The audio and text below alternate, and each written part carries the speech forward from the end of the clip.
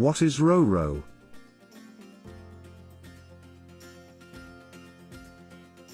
RORO is the short term for roll-on roll-off, which is the description of how cargo is loaded and discharged from a RORO vessel. Cargo rolls on and off the vessel, as opposed to being lifted using cranes.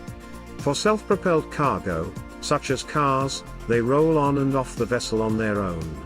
For cargo that is not self-propelled, the cargo is placed on handling equipment with wheels. The cargo then remains on the handling equipment for the entire sea voyage. A RORO vessel loads cargo via a wide stern ramp. Inside a RORO vessel, it works like a parking house, with ramps connecting the decks. With their strong body hull and deadweight ranging from 30,000 to 50,000 tons, RORO vessels are perfectly suited for carrying heavy cargo.